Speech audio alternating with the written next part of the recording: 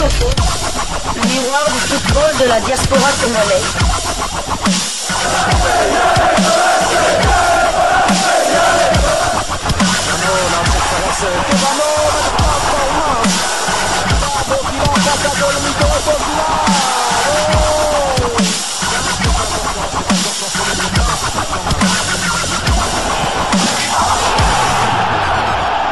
Diasco Foot, le miroir du football de la diaspora congolaise. Vous êtes sur Diasco Foot, le miroir du football de la diaspora congolaise. Diasco Foot vous dit bonjour, tout le plaisir est pour nous de vous retrouver, mais surtout de savoir que vous êtes nombreux en train de suivre votre chaîne YouTube dédiée uniquement aux footballeurs de la diaspora congolaise. C'est l'heure de partager avec vous quelques news que nous avons pu récolter pour vous, des news concernant certains de nos internationaux ou des binationaux qui se sont illustrés dans leurs clubs respectifs. Et cela dans le cadre de cette première livraison sportive de ce mardi 4 février 2025. Une livraison que nous débutons par les Pays-Bas où l'on disputait la 20e journée d'Eredivisie. Une défaite de plus pour Willem II qui s'est incliné à domicile face à l'AZ Alkmaar. Et c'était la 5e titularisation de suite pour Jérémy Bokila qui s'est fait malheureusement exclure à la 96e minute. Deux internationaux congolais dont le nom commence par B se sont fait exclure le week-end dernier. Le premier c'était Dylan Batumbisika qui s'était fait exclure face au LOSC de Ngalael Mukau. Puis maintenant Jérémy Bokila. Son temps de jeu cette saison est de 1038 minutes sur les 2237 possibles. Il a disputé 22 des 23 matchs de Willem II. Il a marqué 3 buts et délivré une passe décisive cette saison. Willem II est 13e d'Eredivisie avec 23 points. Compte 6 victoires, 5 nuls et 10 défaites. Ils ont marqué 24 buts et en ont encaissé 30. Prochain match, un déplacement compliqué à Eindhoven le samedi 8 février pour y affronter le PSV. Après s'être incliné sévèrement 6 buts à 1 à Lille la semaine dernière lors des 8e et ultimes journées de la phase de poule de la Ligue des Champions, Feyenoord de Rotterdam s'est incliné 2 buts à 1 à l'Ajax d'Amsterdam lors du match au sommet de la 20e journée d'Eredivisie. Anthony Milambo était bien évidemment titulaire dans l'entrejeu du club de Rotterdam avant de sortir à la 80e minute. Son temps de jeu cette saison est de 1936 minutes sur les 2984. Il a disputé 27 des 31 matchs Il a disputé 27 des 31 matchs du Feyenoord de Rotterdam. Il a marqué 6 buts et délivré 3 passes décisives, toutes compétitions confondues. Feyenoord est actuellement 4e d'Eredivisie avec 35 points. Donc 10 victoires, 6 nuls et 4 défaites. Ils ont marqué 43 buts et ils en ont encaissé 26. Prochain match, demain mercredi à Eindhoven pour y affronter le PSV dans le cadre des quarts de finale de la Coupe des Pays-Bas. Notons qu'Anthony Milambo, binational néerlando-congolais, est toujours éligible pour évoluer avec les Léopards de la République démocratique du Congo. Nous quittons la Hollande, nous allons cette fois du côté de l'Espagne. En Espagne, on jouait la 22e journée de la Liga EA Sports, championnat espagnol de première division. Cédric Bakambu de nouveau décisif.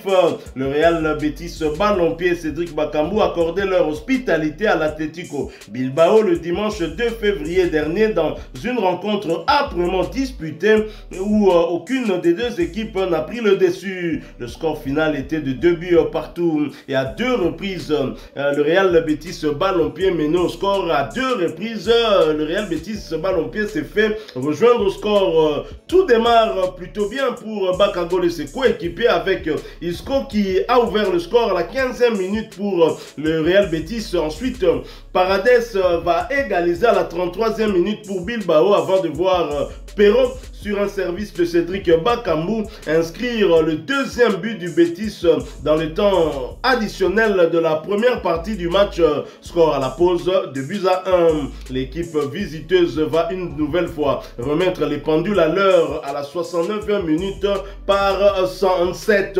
Aucun autre but ne sera marqué et les deux équipes se quitteront dos à dos. Le score final sera donc de 2 buts partout. L'international congolais Cédric Bakambu qui se porte de mieux en mieux était bien évidemment titulaire. Il a fait sa passe décisive à la 47e minute de jeu avant de céder sa place à la 64e minute. Donc au moment où Cédric Bakambu Bakambu quitte ses coéquipiers. Le score est de 2-1. Il fallait peut-être le garder sur le terrain. À noter qu'il s'agissait de sa deuxième titularisation consécutive pour Cédric Bakambu. 2 titularisations et pas de défaite pour le Real Betis ballon-pied. Cédric Bakambu voit son temps de jeu porté désormais à 980 minutes sur les 3284 minutes possibles. L'international congolais a participé à 22 des 34 matchs de son équipe avec à la clé 3 buts inscrits et 2 passes décisives délivrées. Après ce résultat nul, le Real Betis ballon-pied occupe la 9e place au classement avec 29 points. 7 victoires, 8 nuls et 7 défaites. 25 buts inscrits contre 28 encaissés. Prochain rendez-vous, ce sera pour le compte de la 23e journée et le déplacement sur le terrain du Celta Vigo le samedi 8 février 2025 sous le coup de 14h heure de Kinshasa, 15h heure de Goma. Nous sommes à l'est de la République démocratique du Congo. Est-ce que c'est un signe que Cédric Bakambu va mieux? Il est de nouveau décisif. En tout cas, les chiffres parlent en sa faveur. 2 derniers matchs, 2 titularisations, 2 fois décisifs. Donc sur les 3 buts que le Betis a marqués lors de ces 2 derniers matchs, c'est notre international congolais a un pied dans les 2 tiers des buts. Donc les 75% il était impliqué dans ces buts-là. On peut dire clairement que Cédric Bakambu va mieux et les chiffres sont là pour aller dans mon sens en tout cas. Donc j'espère qu'il va continuer sur cette lancée-là. J'espère aussi, comme normalement le mercato se termine dans quelques heures, mais ça peut aller vite, ça peut aller vite parce qu'on parle déjà d'un accord entre Meshak Elia et le FC Nantes. Donc sûrement que Meshak va bouger dans les heures qui viennent. Donc on en saura un peu plus demain car le mercato européen, normalement les grands pays européens, ça se termine. Même l'Arabie Saoudite aussi, je pense que c'était déjà terminé. Donc je pense que Cédric Bakambu va terminer la saison du côté de Séville. Meshak à Nantes, ce sera une occasion pour nous de le voir en Ligue 1. Nantes qui venait d'ailleurs de battre le Stade de Reims à domicile sur le score d'un but contre 2. Je me rappelle bien de ce match parce que ce match m'a fait chuter à Winner parce que évidemment j'avais joué pour que le Stade de Reims ne perde pas, mais Nantes les a battus dans leur propre stade. Alors nous restons toujours en Espagne, mais nous quittons la Liga pour la Liga 2, deuxième division espagnole. Là on jouait la 25e journée. Belle opération pour Omenu Kemfulu et ses coéquipiers qui ramènent les 3 points de leur déplacement du côté d'Eibar. Le Deportivo La Corona a remporté son duel face à Eibar sur le score de 0 contre 1. Omenu Kemfulu n'était malheureusement pas sur la fin de ce match. Son temps de jeu stagne donc à 1012 minutes sur les 2504 minutes possibles. L'international congolais a participé à 17 de 26 matchs avec son club.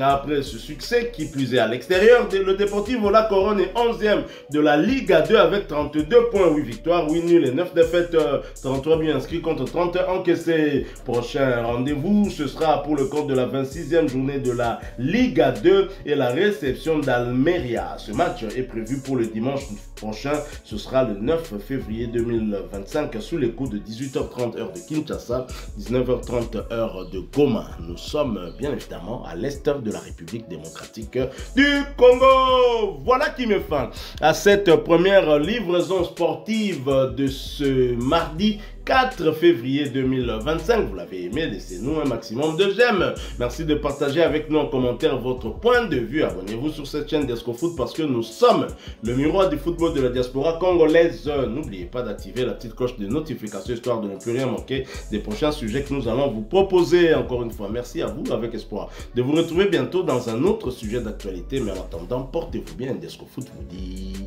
au revoir. Ah ouais,